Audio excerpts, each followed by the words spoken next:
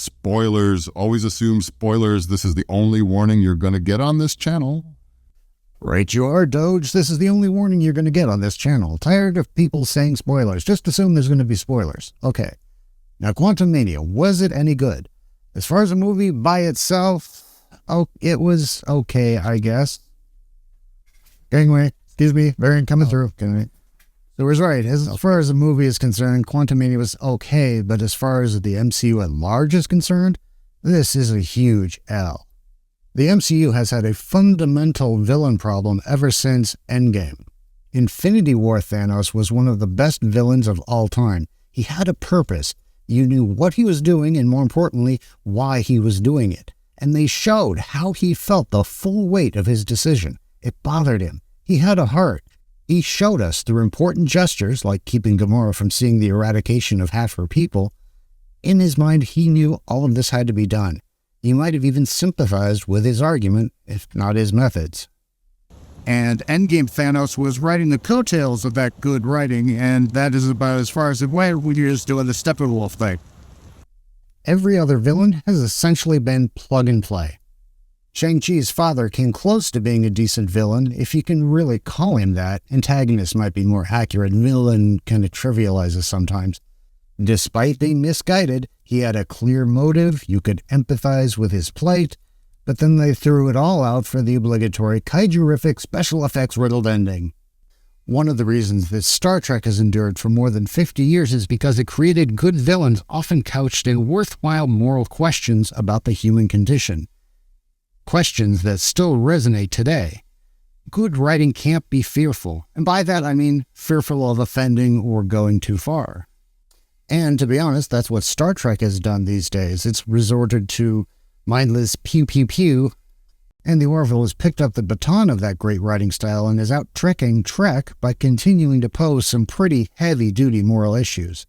Other than perhaps Steppenwolf King is by far the worst example of this kind of lazy writing I can remember seeing, and it's especially painful because he has so much potential.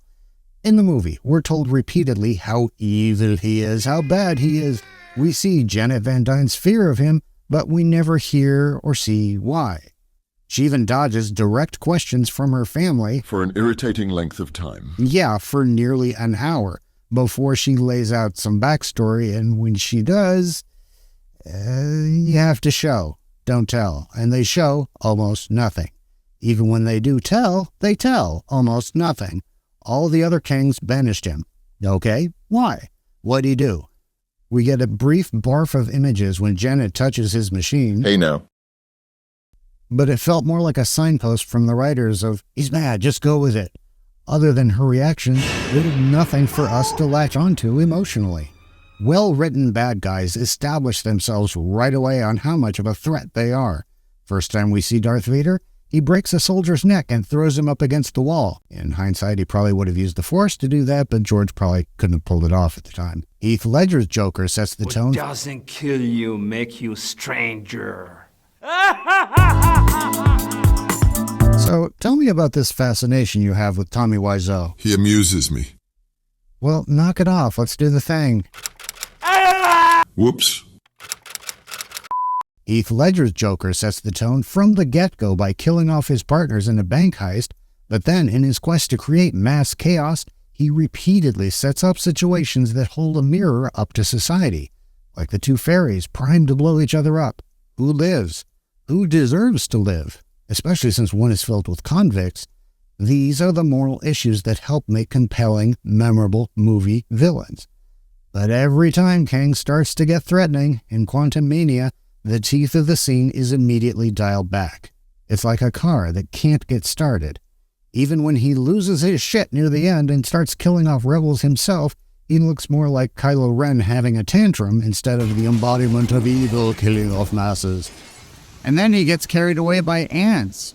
Would Thanos have gotten carried away by ants? Or Vader? So far, our big bad of this series is nothing more than a joke. It's like you can feel a corporate hand constantly pulling things back, afraid of going too far and getting too dark. But as a consequence, there are no stakes. And without stakes, your audience does not care. I certainly do not. But if you want to have a good story, if you want to have a really good, compelling villain, the MCU needs its Empire Strikes Back. Our heroes need to be crushed on their ass. What does crushed on their ass mean? I don't know. That just came into my head, but you know what I mean. I kept waiting for that to happen this entire movie, but it never did. In fact, the exact opposite happened. Oh no, the thing generating the portal that can transport them home gets destroyed, stranding Ant-Man and the Wasp. Oh no, not that. But then the daughter turns on the device that she designed specifically just for mapping the quantum realm, and somehow it magically turns on the portal. That's like Apple's Find My Phone app suddenly gaining the ability to transport you to wherever your phone is. And yes, I heard that this scene was a reshoot. I heard that they were supposed to be stranded there, and the scene really felt like it was designed to be that way. And that's what should have happened, at a minimum. But even this is not my biggest issue with the movie where the multiverse is concerned. First off, I've seen some debate online as to whether or not that's our Kang in the end credits. I'll call him Kang Prime. It's him. Right, you are, Doge. See, in the other end credit scene, one of the Kangs declares that they've assembled all the other multiversal Kangs for this emergency meeting. Well, if they've assembled all of them, they missed one, so this is our guy. He probably got stuck into a probability storm that spat him out into Earth's past. So here's the crux of my biggest issue with the movie. The only solid motivation we hear out of Kang's mouth is that he wants to get rid of all the other variants for banishing him. We don't know the why yet, but let's put that aside for now. He just wants all of them gone. When we first met Kang, or He Who Remains, at the end of Season 1 of Loki, he essentially admits to who he is. I've been dubbed many names by many people. A ruler, a conqueror, he who remains, a jerk. And that basically he accomplished his goal of wiping all the other Kangs out of existence. And I ended the multiversal war. Once I isolated our timeline, all I have to do is manage the flow of time and prevent any further branches. Hence, the TVA. Sylvie stabs him, which destroys the sacred timeline and gets this whole party started. So follow me here. Everything that happens between now and then, every TV show, every movie, every special, everything will mean absolutely nothing. See you soon. Initiating emergency core shutdown! I can't help but think of that episode of The Next Generation where they're stuck in a time loop and the Enterprise keeps blowing up at every commercial break. The writers and actors get to have fun along the way, kill people off who aren't really going to end up dead, but it means nothing in the end. They solve the problem and get on their way. That's all well and good for one episode of a TV show, but entire seasons of TV shows? Entire movies? Multiple movies? Is that what we're in for? An overload of Michael Keaton-esque member berries? Yeah, member edits? Member? Stunt casting like finally bringing in Tom Cruise as Iron Man or bringing back Robert Downey Jr. for a cameo and yet another death scene? Or maybe Arnold Schwarzenegger is the thing. That'd be kind of cool. The possibilities are literally endless when none of this matters and none of it will be canon. I had this in the back of my mind before Quantamania came out, but I had faith that the writers would find a way to make it relevant, give us stakes and make it count. But after this movie, I don't have that confidence. Okay, let's assume for a moment that the uneven tone, the mismatched pacing of the movie was due to rescheduling issues because of COVID, because we know that actually was a factor. It doesn't matter.